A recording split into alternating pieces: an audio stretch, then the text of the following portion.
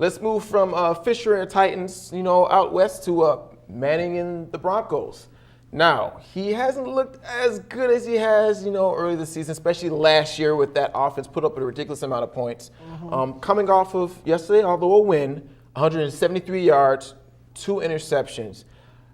Is Peyton Manning, after all these years in the neck surgery, finally showing signs of decline? You know what was interesting about that is that it seemed like they changed their offense around after they lost to the Rams. When they lost to the Rams, the time of possession that the Rams controlled the ball was so ridiculous in the amount of time that Peyton didn't have a lot of time to really orchestrate that offense. And also, they're dealing with a lot of injuries.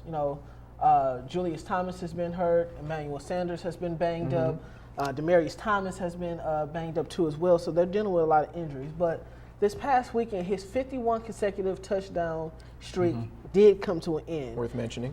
In December, his QBR, his quarterback rating is 56.9, which is kind of interesting when you think about how Peyton Manning plays. But it just shows that they're changing, maybe better for the playoffs. He might have to take a step back, but they're getting playoff ready, though. Absolutely. And, we all know what's coming. Peyton Manning is great, one of the GOATs of this game at the quarterback position. But they've just put too much on his plate, and he can't do it all, and we saw that in the Super Bowl. So I believe they're kind of switching it up. From week 9 to 11, Manning averaged 51 attempts a game. And they went 1-2 in that span, which was technically 0-3 because that win was against the Raiders.